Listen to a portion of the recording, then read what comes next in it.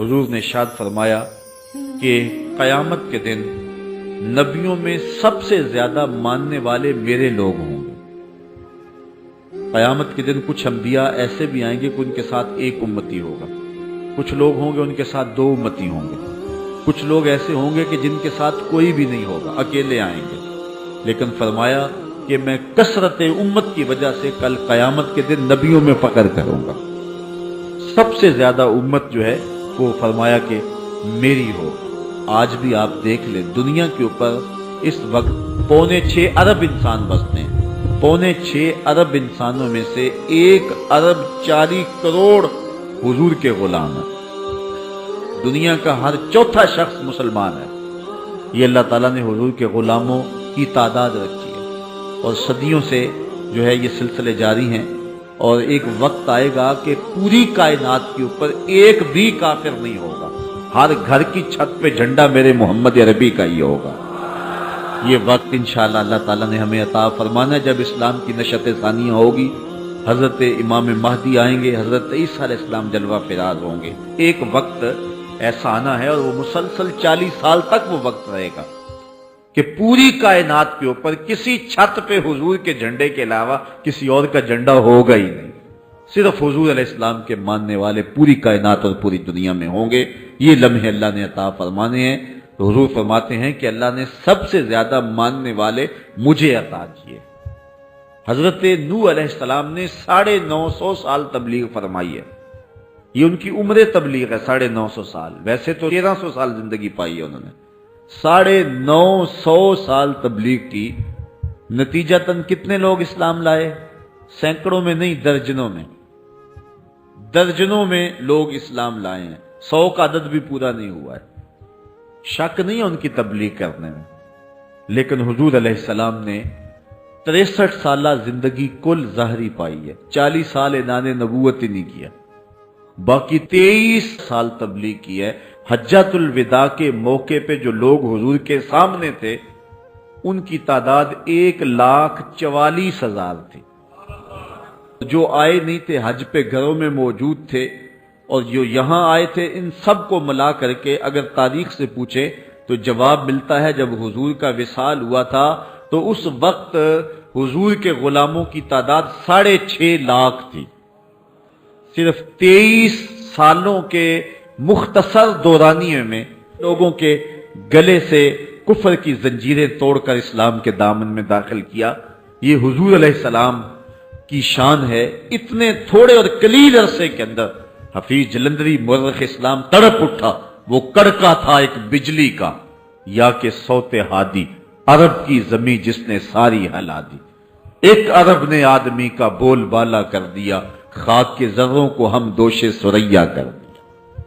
तो फिर बाद में हुजूर के गुलामों ने जिस अंदाज से पैगाम हक को फैलाया, सहाबा ने, ताबईन ने, तबा ताबईन ने, अइम्मा दीन ने, मुज्तहिदीन ने, औलिया ने, ये देख लें बर्रे सगीर पाक व हिंद में एक अताए रसूल हजरत ख्वाजा मोइनुद्दीन चिश्ती अजमेरी ने 90 लाख काफिरों को कलमा तौहीद पढ़ाया।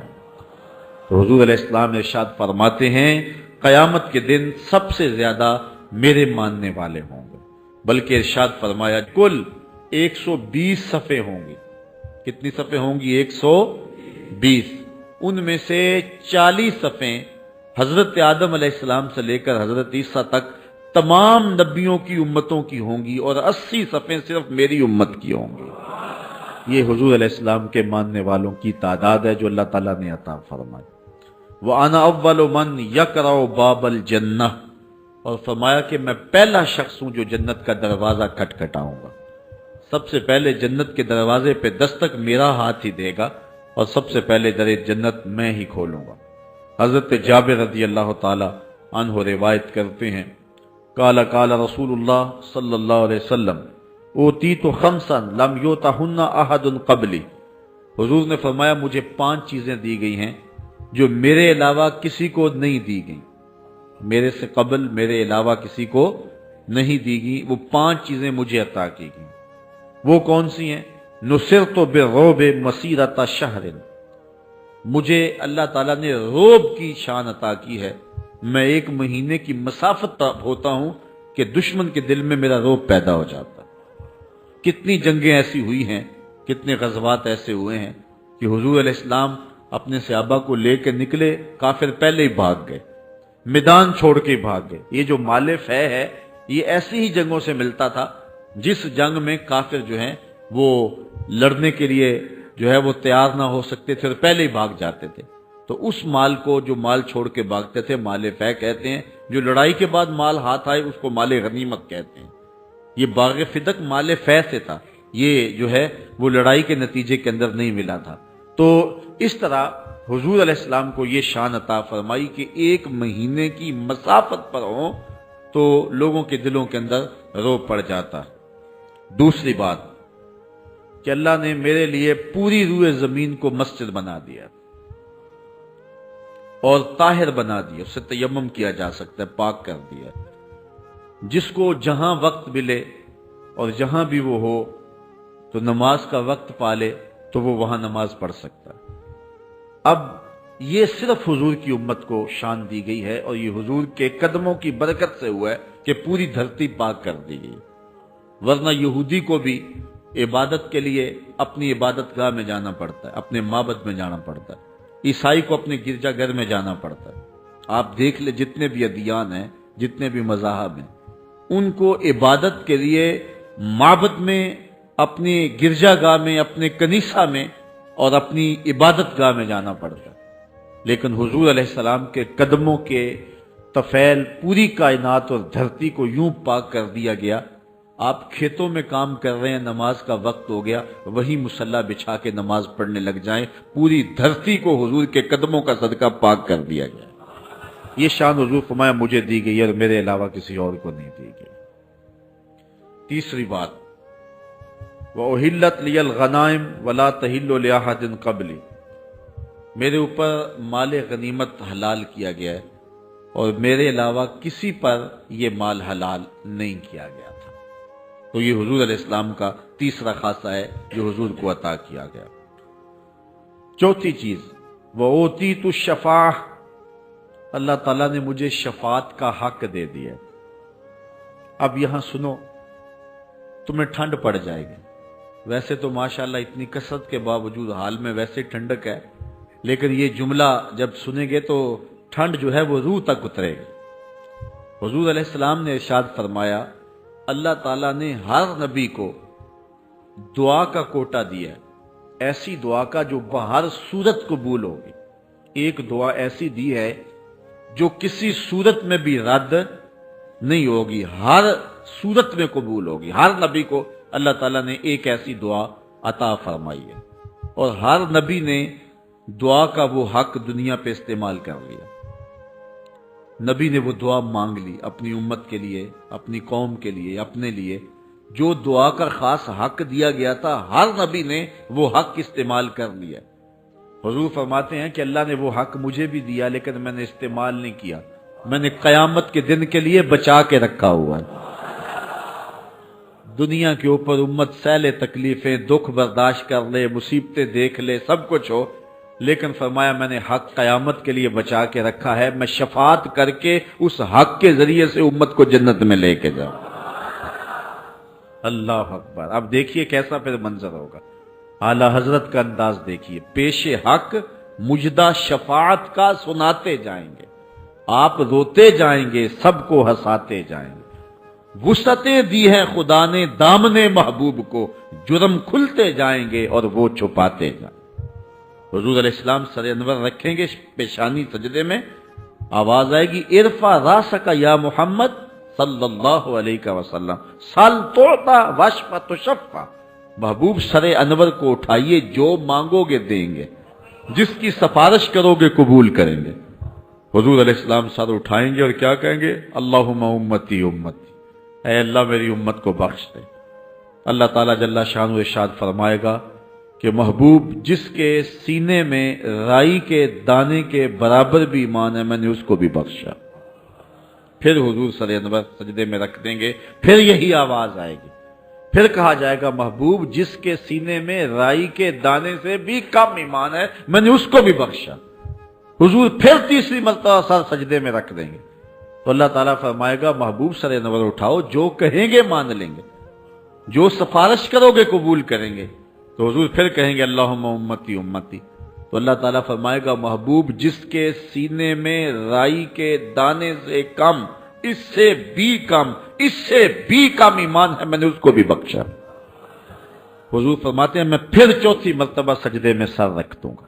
بخاری میں روایت ہے، حدیث شفاعت اسے کہتے ہیں، حضور علیہ السلام چوتھی مرتبہ سجدے میں سر رکھ دیں گے۔ اللہ تعالیٰ فرمائے گا ارفع راسک یا محمد سل توتا وشف تشفع، محبوب سر انور اٹھائیے، جو کہیں گے پورا کر دیا جائے گا، جس کی سفارش کرو گے اس کو معاف کر دیں گے۔ حضور علیہ السلام کہتے ہیں میں سر اٹھاؤں گا تو اللہ تعالیٰ جل شانہ کی بارگاہ میں عرض کروں گا مالک میری امت کا معاملہ میرے ہاتھ میں ہی دے دے۔ تو اللہ تعالیٰ فرمائے گا محبوب جا، جس کو تیری مرضی ہے اس کو جنت میں لے جا۔ تو پھر کیا حضور علیہ السلام جہنم میں ہمیں رہنے دیں گے؟ وہ کیا کسی نے کہا تھا میں تو کیا میرا سایہ بھی دوزخ میں نہ جائے گا کیونکہ رسول پاک سے دیکھا نہ جائے گا۔ تو حضور علیہ السلام دام نے شفاعت فرمائیں گے، تو فرمایا اوتی تو شفاعت، مجھے اللہ نے شفاعت عطا فرمائی۔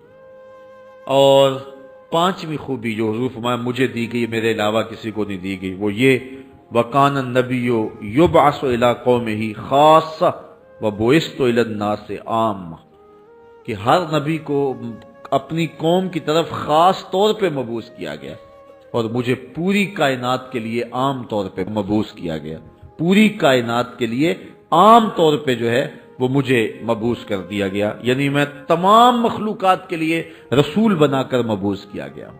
کائنات کی کوئی ایسی قوم، کوئی ایسا خطہ، کوئی دھرتی، کوئی قطع زمین، کوئی جزیرہ، کوئی بر اعظم، کائنات کی کوئی مخلوق ایسی نہیں ہے جس کے حضور رسول نہ بنا کر کے بھیجے گئے۔ تو یہ وہ شان ہے جو اللہ تعالیٰ نے میرے نبی کو عطا فرمائی، اور حضور کے علاوہ یہ کسی اور کو نصیب نہیں ہوئی۔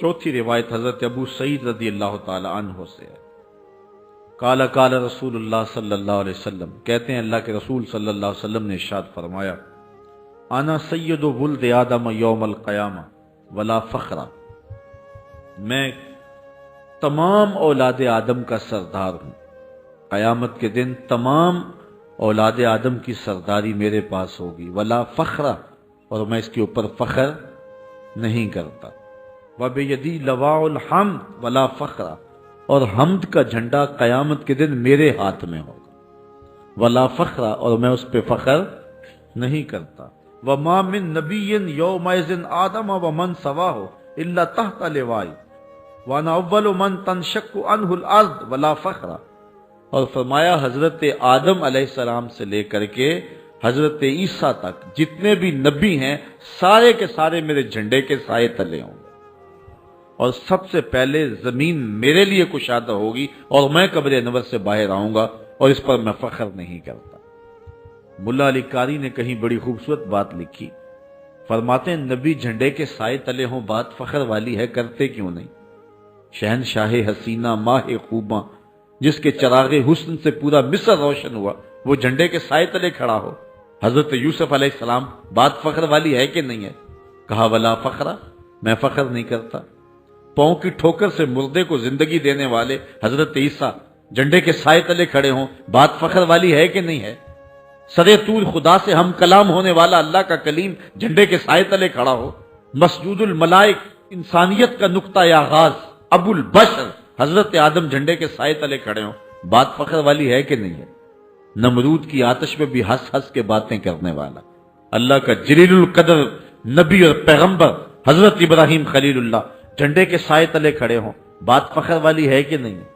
لیکن فرمایا ولا فخرہ، میں فخر نہیں کرتا۔ ملا علی قاری کہتے ہیں بات تو فخر والی ہے، کرتے کیوں نہیں؟ تو پھر بڑا خوبصورت جواب دیا، کہا کلام کا نتیجہ یہ ہے کہ میں فخر نہیں کرتا، یہ میں فخر کیوں کروں کہ میرے جھنڈے کے سائے تلے ہیں؟ یہ تو انہیں فخر کرنا چاہیے کہ میرے جھنڈے کا سایہ مل گیا ہے۔ یہ نبیوں کے لیے فخر ہے کہ میرے جھنڈے کا سایہ انہیں نصیب ہو گیا۔ فخر کا دل میں دریچہ باز کرنا چاہیے، جن کا تو آقا ہے ان کو ناز کرنا چاہیے۔ اللہ اکبر۔ آج دنیا چاند پہ جا کے فخر کرتی ہے، اور میرا نبی چاند کو قدموں میں بلا کر بھی فخر نہیں کرتا، اس لیے کہ یہ حضور کے لیے فخر کی بات نہیں ہے، یہ تو چاند کے لیے فخر کی بات ہے کہ حضور نے قدموں میں بلا لیا ہے۔ اس لیے فرمایا سارے نبی میرے جھنڈے کے سائے تلے ہوں گے. یہ شان ہے ہمارے آقا کی، یہ رفت ہے ہمارے آقا و مولا کی، یہ حضور کی عظمت و رفت ہے. اسی لیے اعلی حضرت فرماتے ہیں سب سے اعلیٰ و اولا ہمارا نبی، سب سے بالا و والا ہمارا نبی، خلق سے اولیاء، اولیاء سے رسل اور رسولوں سے اعلیٰ ہمارا نبی. سب سے اونچی شان اگر کسی کو عطا کی گئی ہے تو وہ میرے اور آپ کے آقا و مولا کو عطا کی گئی. حضرت عمر بن قیس رضی اللہ تعالیٰ عنہ روایت کرتے ہیں، وہ حضرت عبداللہ بن عباس رضی اللہ تعالیٰ عنہ سے روایت کرتے ہیں، جلس ناس من اصحاب رسول اللہ صلی اللہ علیہ وسلم، کہتے ہیں کہ حضور کے صحابہ آپس میں بیٹھے ہوئے تھے. یہ جو آج ہم کر رہے ہیں، حضور کی عظمت کو بیان کر رہے ہیں، یہ جو وظیفہ آج ہم ادا کر رہے ہیں یہ صحابہ بھی کیا کرتے تھے. تو صحابہ بیٹھے ہوئے تھے اور کہتے کیا ہیں کہ فخرج حتی اذا دنا منہم، یہاں تک کہ حضور تشریف لائے اور حضور صحابہ کے قریب ہو گئے. سامعہم یتذاکرون، تو حضور علیہ الصلوۃ والسلام نے ان کے کلام کو، ان کی گفتگو کو، ان کے مذاکرے کو سنا. قال بعضهم ان اللہ اتخذ ابراہیم خلیلا، ایک نے کہا حضرت ابراہیم کی بڑی شان ہے، وہ اللہ کے خلیل ہیں، بہت بڑی سعادت مندی ہے، اللہ نے خلت کا تاج انہیں دیا ہے، ان کو اللہ نے اپنا خلیل بنایا. بڑی شان ہے، بڑی عظمت ہے. اللہ کے لیے، اس کے دین کے لیے جو قربانی انہوں نے دی، بیٹے کی گردن پہ چھری رکھنا تماشا تو نہیں ہے، بیوی بچوں کو وادی غیر ذی زرع میں چھوڑانا کوئی مذاق تو نہیں ہے، پھر جلتی ہوئی آگ کے شعلوں میں اس کی رضا کے لیے پھلانگ جانا، یہ کوئی جو ہے وہ دل گردے کی بات ہے، ایسے تو نہیں ہوتا ہے. تو کہا کہ بڑی شان ہے یار حضرت ابراہیم علیہ السلام کی کہ اللہ نے انہیں اپنا خلیل بنایا. وقال آخر، اور دوسرے نے کہا موسیٰ کلمہ تکلیما، یار شان حضرت موسیٰ کی کون سی تھوڑی ہے، رب نے ان سے کلام کیا ہے، یہ شرف پایا ہے کہ انہوں نے اللہ تعالیٰ جل شانہ سے کلام کیا ہے. تو یہ کتنی شان ہے ان کی کہ وہ کلیم اللہ ہے. وقال آخر، تیسرا بولا فعیسیٰ کلمۃ اللہ وروحہ، اور حضرت عیسیٰ اللہ کے کلمہ ہیں اور اللہ نے اپنی روح ان کے اندر پھونکی ہے اور انہیں بن باپ کے پیدا کیا ہے. کتنی شان ہے، کتنی عظمت ہے، روح اللہ ہے. وقال آخر، چوتھے نے کہا آدم اصطفاہ اللہ، کہ حضرت آدم علیہ السلام کا اللہ نے انتخاب کیا ہے، اللہ تعالیٰ نے انہیں انسانیت کے باپ بننے کا شرف دیا، انہیں ابو البشر بنایا، انسانیت کا نقطہ آغاز ہیں، اور فرشتوں کی جبین نیاز ان کی حضور جگائی گئی. بڑی شان ہے. یہ صحابہ گفتگو کر رہے ہیں، حضور علیہ السلام بھی پاس اس گفتگو کو سماعت کر رہے ہیں. جب صحابہ نے گفتگو کر لی، فخرج علیہم رسول اللہ صلی اللہ علیہ وسلم، تو حضور تشریف لے آئے، حضور علیہ السلام کے بالکل قریب آ گئے. وقالا، اور ارشاد فرمایا قد سمعت کلامکم وعجبکم، میں نے تمہاری گفتگو بھی سنی اور گفتگو پر تعجبی انداز بھی سنا. یعنی نبی کی شان بیان کر رہے ہیں اور اس پہ خوشی سے تعجب کر رہے ہیں صحابہ.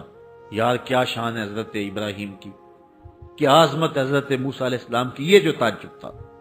تو کہا میں نے تمہارا کلام بھی سنا اور تمہارا تعجب کرنا بھی سنا. تو یہ ہے کہ نبی کی شان بھی بیان کی جائے اور اس پر یہ انداز ہو کہ یار کیا شان ہے، کیا شان مدینے والے دے.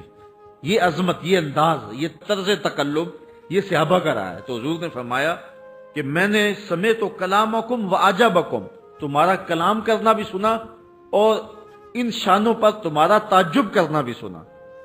اور پھر فرمایا ان ابراہیم خلیل اللہ، بے شک ابراہیم اللہ کے خلیل ہیں. تم نے جو کہا واقعی وہ اللہ کے خلیل ہیں. ہوا کذالک، ایسے ہی ہے، اس میں کوئی شک نہیں ہے. وہ موسیٰ نجی اللہ، تم نے کہا کہ موسیٰ نجی اللہ ہیں، وہ ہوا کذالک، ایسے ہی ہے. وہ عیسیٰ روحہ و کلمتہ وہ ہوا کذالک، تم نے حضرت عیسیٰ کے بارے میں کہا کہ وہ روح اللہ ہیں اور کلمت اللہ ہیں، وہ کذالک، ایسے ہی ہے. وہ آدم اصطفاہ اللہ وہ ہوا کذالک، تم نے کہا حضرت آدم کا اللہ نے انتخاب کیا ہے، بالکل ایسے ہی ہے. یہ حضور نے بیان فرمایا جو تم نے نبیوں کے بارے میں کہا سچ کہا، تمہارا کلام بھی سنا، تمہارا تعجب کرنا بھی سنا، بالکل ایسے ہے. اللہ نے انہیں بڑی شانیں دی ہیں. لیکن پھر حضور نے فرمایا الا وانا حبیب اللہ، اور صحابہ سن لو میں اللہ کا حبیب ہوں، ولا فخرا، اور میں اس پہ فخر نہیں کرتا، وانا حامل لواء الحمد یوم القیامہ، میں قیامت کے دن حمد کا جھنڈا اٹھانے والا ہوں۔ اور آگے فرمایا تحتہ آدم فمن دونہ، آدم علیہ السلام ان کے علاوہ جتنے بھی نبی ہیں جن کا تم ذکر کر رہے تھے، یہ سارے کے سارے میرے جھنڈے کے سائے تلے ہوں گے، ولا فخر، اور میں اس پہ فخر نہیں کرتا، وانا اول شافعین و اول مشفعین یوم القیامہ، قیامت کے دن سب سے پہلے شفاعت بھی میں کروں گا، اور قیامت کے دن سب سے پہلے سفارش قبول بھی میری ہوگی، ولا فخر، اور میں اس پہ فخر نہیں کرتا، وانا اول من یحرک ہلک الجنہ فیفتح اللہ لی، سب سے پہلے جنت کی کنڈی میں جنبش دوں گا، اس کو میں ہلاؤں گا، اللہ اس کو میرے لیے کھولے گا، فیدخلنیہا، تو اللہ تعالیٰ مجھے اس میں داخل فرمائے گا، ومعی فقراء المومنین، اور میرے ساتھ فقیر درویش اور جو ہے وہ غریب مومن ہوں گے، ولا فخرا، اور میں اس پہ فخر نہیں کرتا، وانا اکرم الاولین والآخرین علی اللہ، اور میں اللہ کے ہاں جو پچھلے گزر گئے ہیں ان میں سے بھی افضل ہوں، اور جو آنے والے ہیں میں ان میں سے بھی افضل ہوں، ولا فخرا، اور لیکن اس پر میں فخر نہیں کرتا۔ یہ ہیں شانیں، یہ ہیں عظمتیں جو میرے اور آپ کے آقا و مولا کو اللہ تعالیٰ نے عطا فرمائی ہیں۔